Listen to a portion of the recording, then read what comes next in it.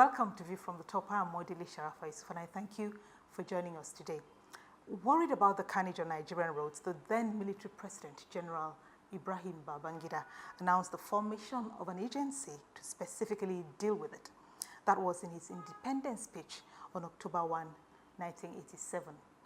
On February 18, 1988, the Federal Road Safety Commission was inaugurated at the then seat of power, the Jordan Barracks in Lagos, with 7 people as pioneer staff and Professor Wole Soyinka as its first chairman. One of those in the pioneer group of 7 is Boboye Oyeyemi, now Corp Marshal and Chief Executive. Mr. Oyeyemi joins me on View from the Top today, and I want to thank him very much. Thank you, Mr. Oyeyemi, for joining us. Thank you. Before we settle down to our conversation, here is a brief biography. Born in Ibadan on 26 November 1960, Boboye Oyeyemi attended the Polytechnic Ibadan, where he got his National Diploma and Higher National Diploma in Electrical Engineering. He also got a postgraduate diploma in Transport Management and later a Master's in Public Administration from the University of Lagos.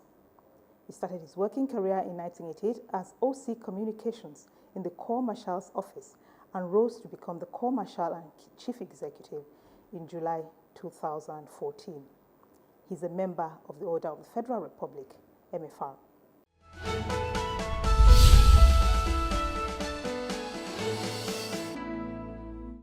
You have literally been here from day one. How has the FRSC evolved over the years? It's like a mustard seed you planted. It has grown. When we started, then there was no office. We started from Ibadan. Then there was this former Oyo State Road Safety Corps office we normally use under the tree. You park the vehicle and start working. Then gradually the Abuja office was given to us by the then FCT Minister, Major General Gadonasco. Then we started the training of the first 250 officers, the NYSC members that were deployed from the states to us, 250 of them that were trained.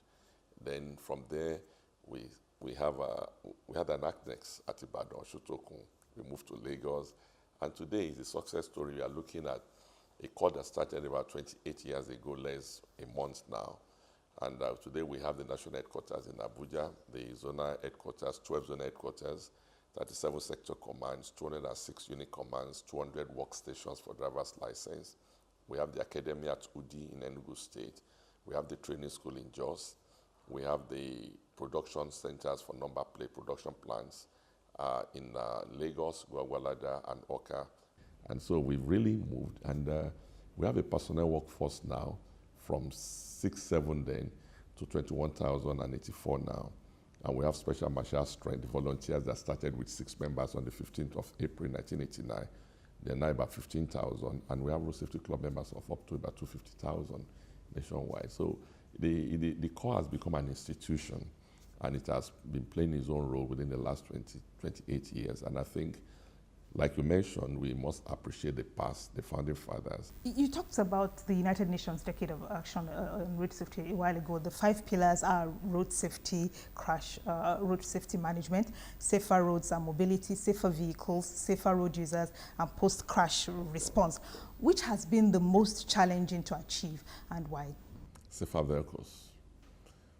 We have, in Nigeria today, we have a lot of rickety vehicles. Okay, Model, I can ask you, how many Nigerians can afford a new vehicle today? Not many, apparently. See the battle we faced last year with the tanker trailer drivers. You remember that carnage that occurred on the 30th of May at Onitsha, in which 42 people died. The tanker that had a brake failure rammed into a park at 3 p.m. on a bright Sunday, and 42 people were burnt to death. In a space of 1 week, 16 crashes involving tanker trailers occurred, and we lost 52 lives. I must admit, that was the worst scenario in Nigeria. It has never happened like that.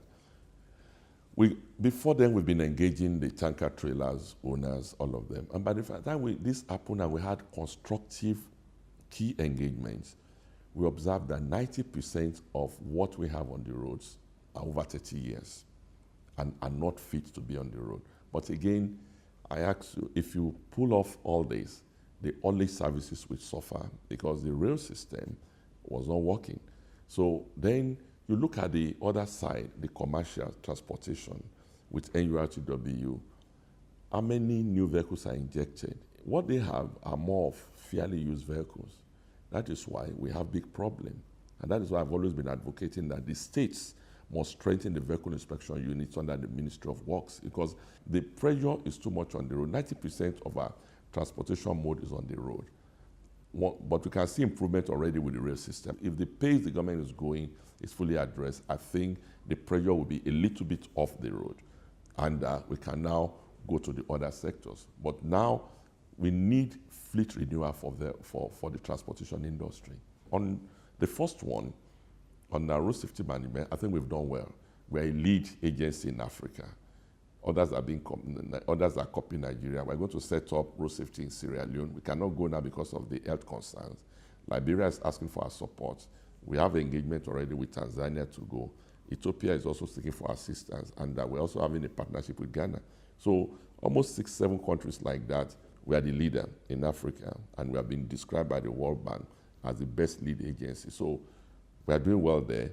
On the safer roads, the government is making efforts now to improve on our road network. We've done well on post-crash, but on the safer vehicles is a major challenge. So if you can address the transportation problem, I think we're able to achieve that pillar in the UN Decade of Action. Another of the 5 pillars is safer roads. What are the hopes Nigeria will achieve this, considering the state of this critical infrastructure? We have 204,000 kilometers of road network in Nigeria. 35,000 plus is federal roads.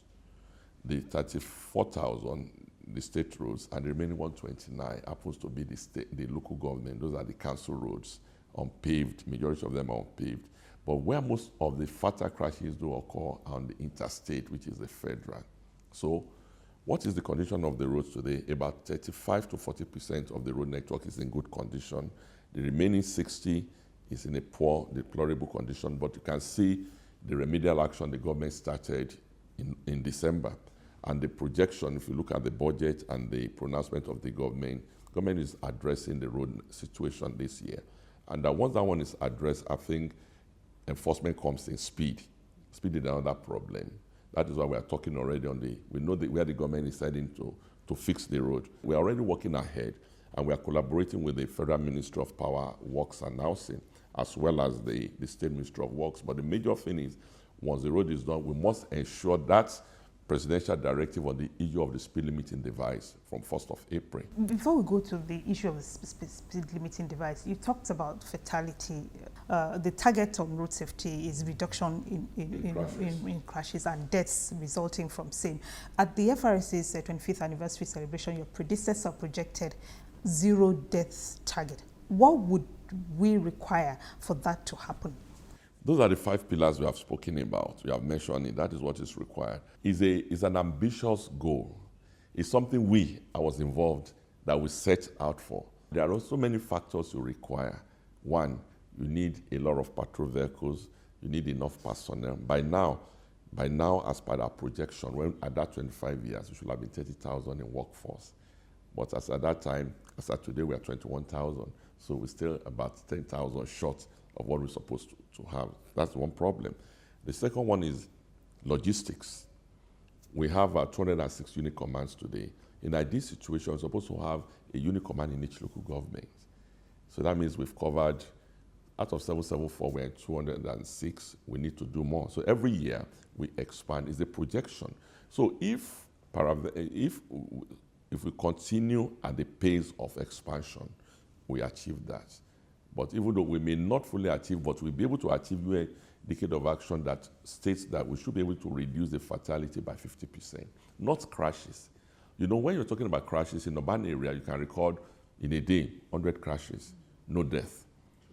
What we are talking about is reduction in fatalities. That is why we are moving, the federal safety, we are moving back to the major highways, to the federal highways for full enforcement. We leave urban to the state traffic managers and traffic wardens, so that let them do the traffic control enforcement there. We go back to where the crashes are occurring. We know the black spots, so we do effective manning.